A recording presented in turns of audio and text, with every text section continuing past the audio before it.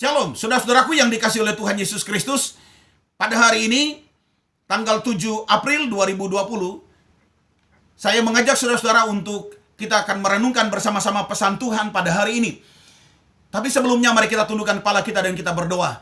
Bapa, di dalam nama Yesus, biarlah Roh Kudus menyingkapkan rahasia firman-Mu kepada kami. Roh Kudus memberikan kami pemahaman, understanding yang benar, supaya kami dapat mengerti apa yang menjadi mau Tuhan di dalam kehidupan kami. Sehingga sekalipun ada badai, ada persoalan yang datang menerpa kehidupan kami, tapi kami tidak akan pernah tenggelam, kami tidak akan pernah kalah, sebab ada Tuhan yang selalu bersama dengan kami. Terima kasih berbicara kepada kami, karena kami siap menerima firman-Mu, hanya di dalam nama Tuhan Yesus, Juru Selamat kami. Haleluya.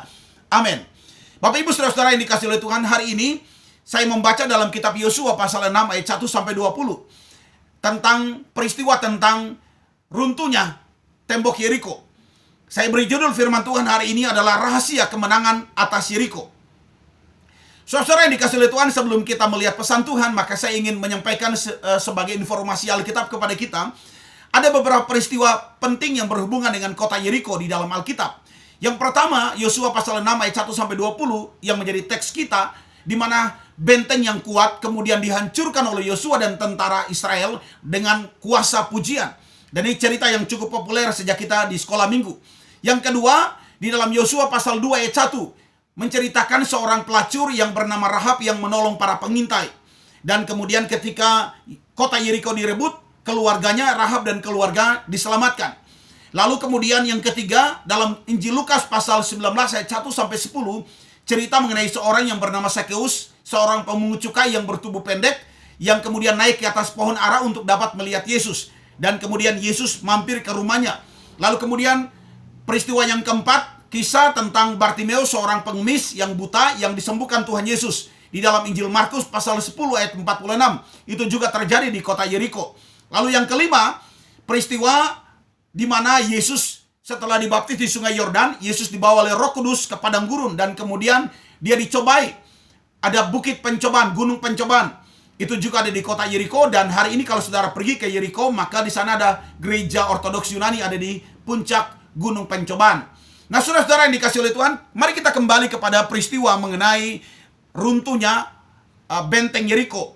Nah, saudara-saudara, ketika bangsa Israel hendak memasuki kota Yeriko dan merebut kota Yeriko, maka ada beberapa persoalan yang mereka harus hadapi.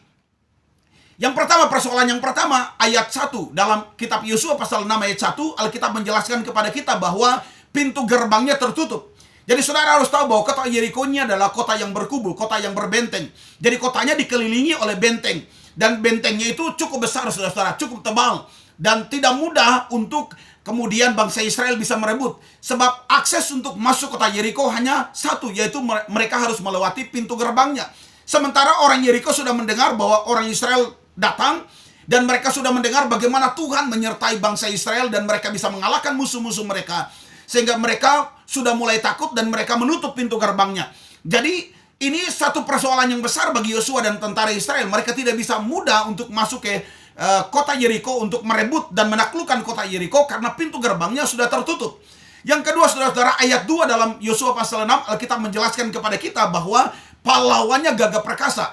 Artinya selain kota yang berbenteng, tapi pahlawannya juga tidak bisa dianggap sepele. Mereka tidak bisa dianggap remeh, sebab mereka, Alkitab menjelaskan, mereka pahlawan yang gagah perkasa. Artinya mereka siap tempur, mereka siap berperang melawan bangsa Israel. Persoalan yang ketiga, kita juga bisa menemukan di sana bahwa Yosua ini ada sedikit ketakutan. Kenapa? Sebab dia belum berpengalaman untuk menghadapi kota yang berkubu seperti ini. Sebelumnya ketika ada Musa memberikan mandat kepada dia, Musa yang memberi arahan kepada dia, tapi sekarang dia sendiri yang langsung harus mengambil keputusan, saudara-saudara. Dan ini tidak mudah. Persoalan yang keempat adalah bagi orang Israel sendiri, mereka belum pernah punya pengalaman berperang menghadapi kota yang berbenteng atau kota yang berkubu. Ini persoalan yang tidak bisa dianggap remeh, saudara-saudara. Tapi saudara-saudara yang dikasih oleh Tuhan, dengarkan statement saya. Ini statement saya berdoa supaya pernyataan ini akan menusuk hatimu dan engkau akan mengalami sesuatu yang hebat hari-hari ini. Dengarkan saudara-saudara, apa yang mustahil bagi manusia bisa menjadi sangat mungkin, bahkan menjadi begitu mudah bila Tuhan campur tangan karena Ia Maha Kuasa. Sekali lagi dengarkan statement saya. Apa yang mustahil bagi manusia bisa menjadi sangat mungkin. Bahkan menjadi begitu mudah bila Tuhan campur tangan karena Ia Maha Kuasa. Saudara-saudara yang dikasih oleh Tuhan, sesuatu yang mustahil, sesuatu yang tidak mungkin, sesuatu yang sukar, yang mungkin hari-hari ke depan kita hadapi. Tapi dengarkan baik-baik, kalau Tuhan campur tangan, maka itu bisa menjadi mungkin, bahkan bisa menjadi sangat mudah. Sebab Dia Allah yang Maha Kuasa. Haleluya. Nah, saudara-saudara yang dikasih oleh Tuhan, saya mengajak kita sekalian untuk mari kita melihat dengan cepat apa rahasia di balik kemenangan Yosua dan tentara Israel menghadapi kota Yeriko yang berkubu dan berbenteng. Nah, saudara-saudara yang dikasih oleh Tuhan, hanya dua saja rahasia yang saya ingin sampaikan pada renungan firman Tuhan hari ini. Yang pertama, saudara-saudara, kenapa Yosua dan tentara Israel menghadapi masalah yang besar, mereka menghadapi pergumulan yang besar, mereka menghadapi kota yang berbenteng, pahlawannya gagah perkasa, mereka belum pernah punya pengalaman untuk menghadapi musuh di mana kotanya berkubu. Tapi kenapa mereka bisa menang? Mereka bisa mengalami kemenangan. Ini persoalan yang mustahil, rasanya nggak mungkin, tapi mereka bisa mengalami kemenangan. Ada dua rahasia, saudara-saudara. Dan saya berdoa, rahasia yang sama, rahasia firman yang sama akan masuk ke dalam hidupmu dan hidupku. Sehingga hari-hari ke depan, sesuatu yang mustahil, sesuatu yang tidak mungkin, dapat kita kalahkan. Sebab kita punya Allah yang luar biasa. Allah yang sama yang menyertai Yosua dan tentara Israel. Allah yang sama yang akan menyertai kita dan membawa kita ke dalam kemenangan. Yang percaya katakan amin. Nah, rahasia pertama, saudara-saudara, rahasia pertama Yosua dan tentara Israel bisa mengalahkan Yeriko. Yang pertama adalah karena Yosua mempunyai hubungan yang dekat dengan Tuhan. Saudara yang dikasih oleh Tuhan, apa buktinya? Kita dapat melihat apa buktinya? Kenapa saya mengatakan bahwa Yosua mempunyai hubungan yang dekat dengan Allah? Saudara, bagaimana Yosua tidak mempunyai hubungan yang dekat dengan Allah? Alkitab menjelaskan kepada kita bahwa Allah memberitahukan rencananya kepada Yosua. Bahkan saudara-saudara, Allah memberikan perintah secara sangat spesifik. Strategi perang Allah beritahukan kepada Yosua. Itu artinya bahwa Yosua ini punya hubungan yang sangat dekat dengan Tuhan. Nah, saudara-saudara yang dikasih oleh Tuhan, hari-hari ini memang hari-hari yang sukar. Mungkin di depanmu ada tembok Yeriko yang besar, kota yang berkubu. Persoalan itu bagaikan kota yang berkubu, pintu gerbangnya tertutup. Juga mungkin saudara-saudara menghadapi seperti pahlawan yang gagah perkasa, yang gak mungkin, yang tidak mudah untuk kita kalahkan. Bahkan mungkin ini persoalan yang baru bagi kita, yang kita belum berpengalaman menghadapinya.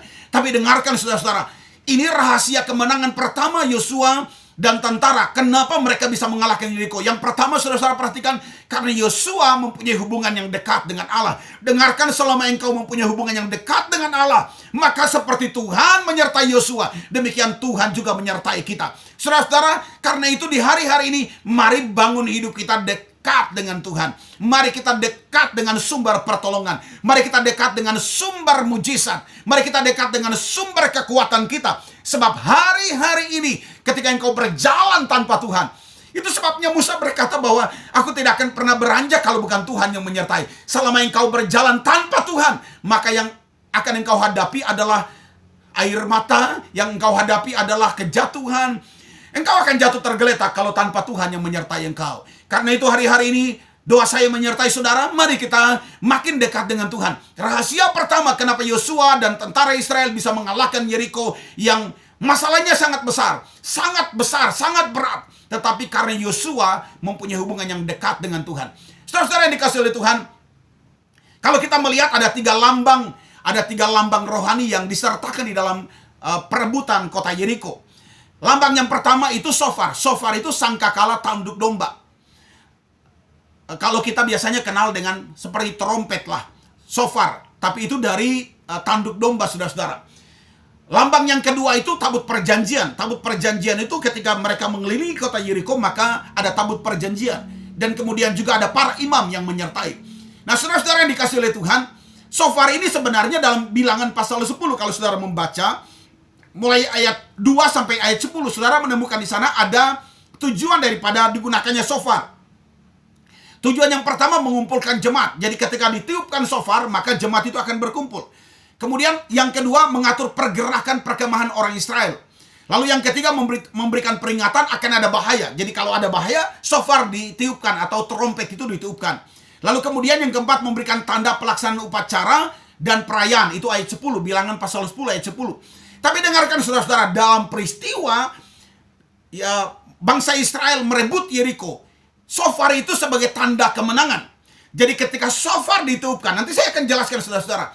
Jadi ketika mereka mengelilingi, itu shofar tidak ditiupkan setiap hari, hanya hari yang ketujuh. Pada waktu mereka mengelilingi 7 kali, baru kemudian shofar ditiupkan. Dan ketika shofar ditiupkan, sebenarnya itu sebagai tanda kemenangan. Mereka sedang mendeklarasikan kemenangan.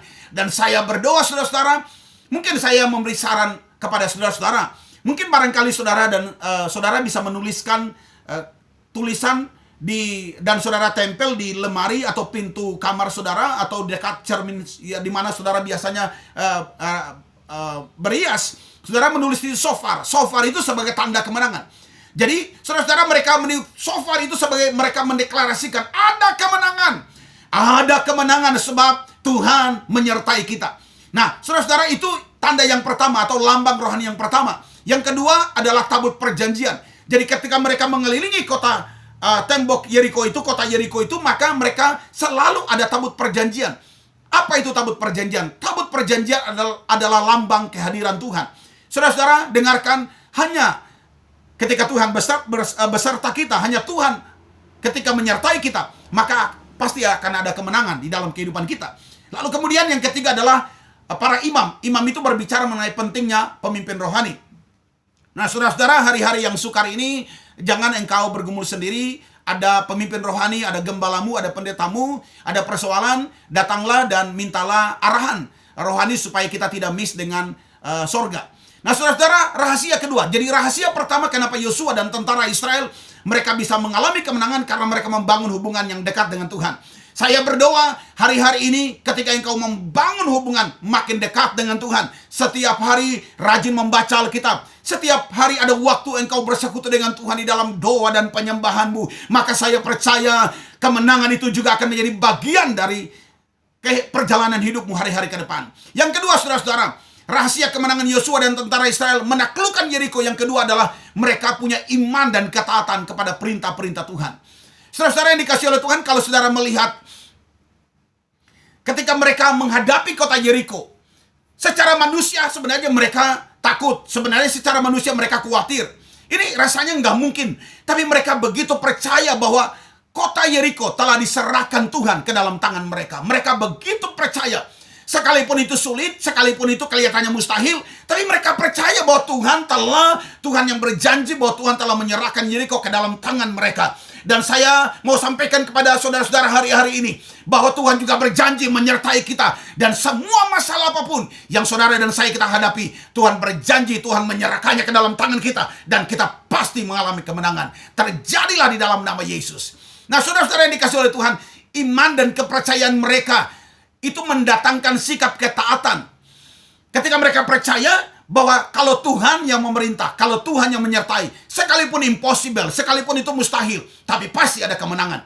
Maka dengarkan saudara-saudara, karena iman dan kepercayaan itulah yang membuat mereka belajar taat kepada perintah Tuhan. Dengarkan saudara-saudara, Alkitab menjelaskan kepada kita, perintah Tuhan kepada Yosua adalah hari pertama mereka mengelilingi kota Yeriko yang berkubu itu.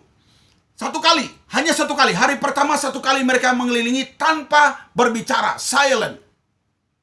Pasti orang Yeriko berkata, ini gila, ini sencingping. Kok mereka kelilingi? Bagaimana mereka bisa masuk gitu? Hari pertama mereka kelilingi satu kali tanpa berbicara, tanpa ada suara. Hari kedua juga mereka melakukan hal yang sama, hanya satu kali dan kemudian tanpa suara. Hari ketiga juga hal yang sama, satu kali saja. Hari keempat, hari kelima, hari keenam juga mereka melakukan hal yang sama. Hari ketujuh, saudara-saudara. Hari yang ketujuh ketika mereka mengelilingi 7 kali. Tetapi pada waktu mereka kelilingi yang pertama, 2, 3, 4, 5, dan 6, mereka juga diam. Tapi ketika mereka mengelilingi pada putaran yang ketujuh, dan kemudian trompet shofar itu ditiupkan sebagai tanda kemenangan, maka tiba-tiba Allah bertindak.